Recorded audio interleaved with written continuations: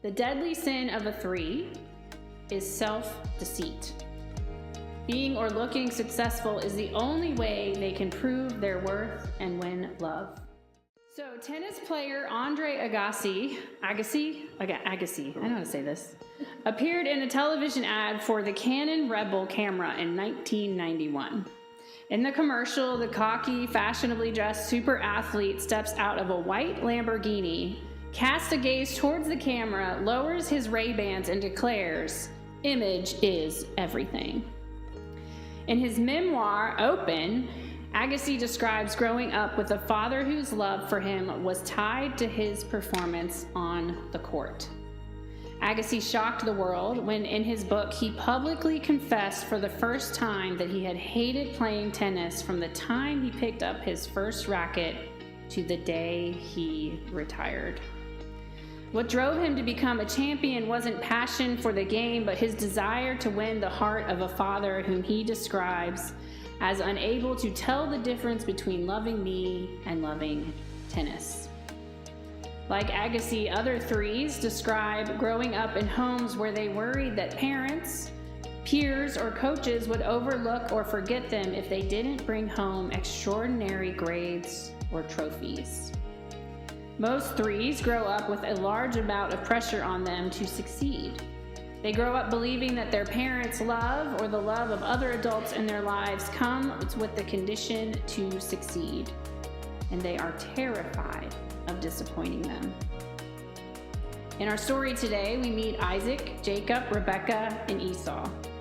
If you need a little refresher about this ancient family, I would invite you to read Genesis chapters 25 through 33. I could have had you read all that. Larkin, he's not even listening. But here's a quick recap. Isaac is the son of Abraham. Remember when Abraham was asked to sacrifice his son to the Lord? Well, that didn't happen because God provided a ram in Isaac's place. And good thing, because without Isaac, we wouldn't have met Rebekah, who became Isaac's wife.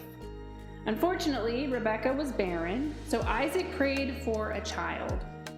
God provided and surprised them with twin boys.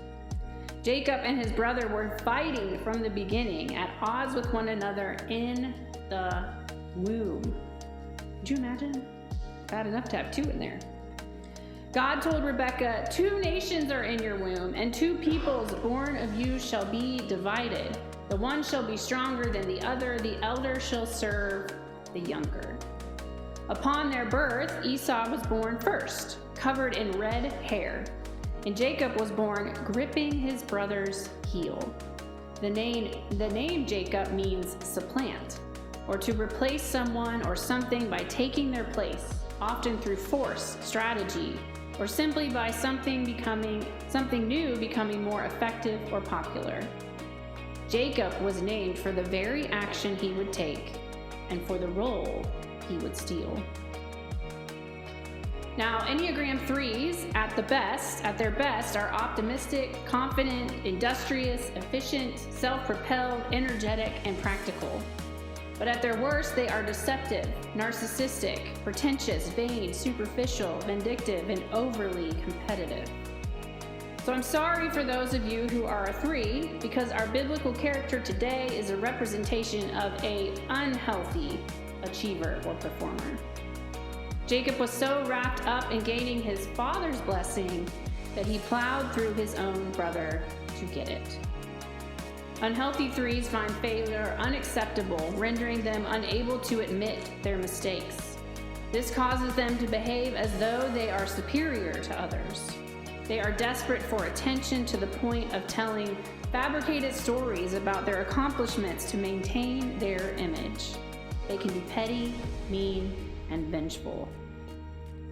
I do wonder, though, if Jacob's mission to receive Isaac's blessing really had anything to do with a legally binding patriarchal transfer of inheritance, or if there was another reason.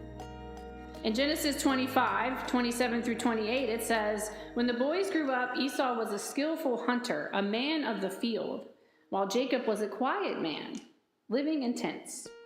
Isaac loved Esau because he was fond of game, but Rebekah loved Jacob. What if Jacob simply wanted to gain the same love and respect from his father that Esau had? Also, stealing the blessing was at the request of his mother. Maybe he felt he had to do it just to keep her love. We see in Genesis from the moment of his birth that Jacob was told who to be. It was expected of him to become the leader of God's people. It was expected that he would lord over his brothers.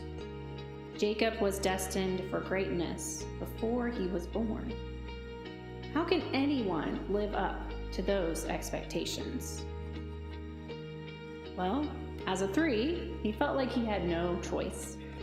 So he literally put on different skin to assume the role of his brother.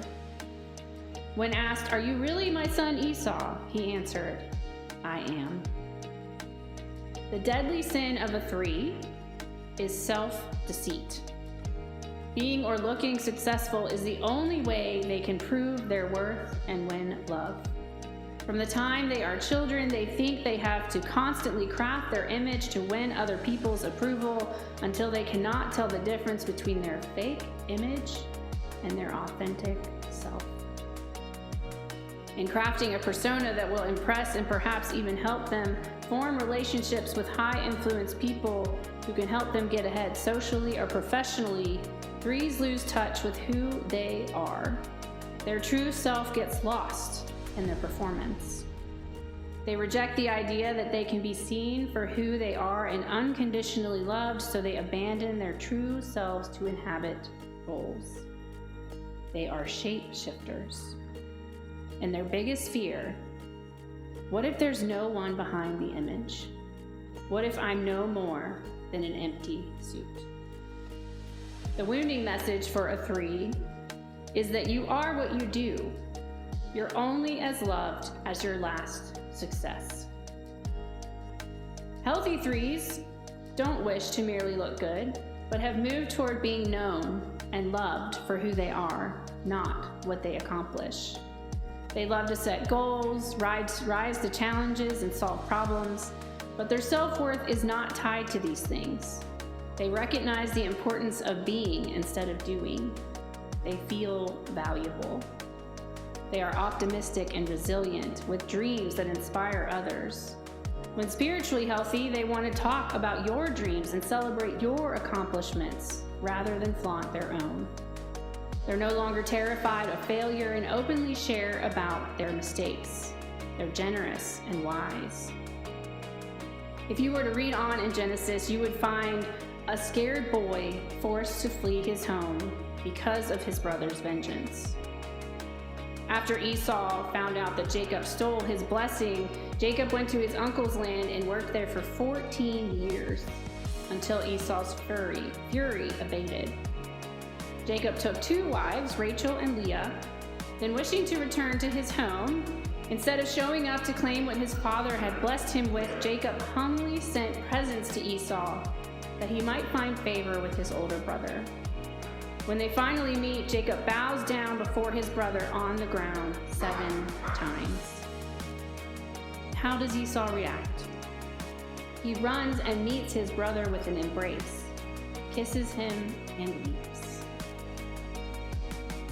What is really amazing about this story is that Jacob has qualities that are both good and bad. He is simple and complex.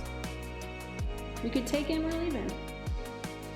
The most astounding claim of the story is that God takes him. Jacob becomes the leader of God's people. Jacob becomes Israel. God sees something in each one of us that we may not see. God's purposes are met through this family and also met through us. God's choosing and speaking generates and propels the story of this family, yet without discounting the important roles that humans play. We all have an important role to play. So today, for those of you who are thinking, I might be a 3, I want you to know that you are more than what the world around you says you should be. Your feelings are at least as valuable as your accomplishments. I would encourage you to take time to rest, get a massage or meditate, leave the work behind, and become more aware of your real desires. You are allowed to measure your worth by your own standards. God created you in God's image and called it good.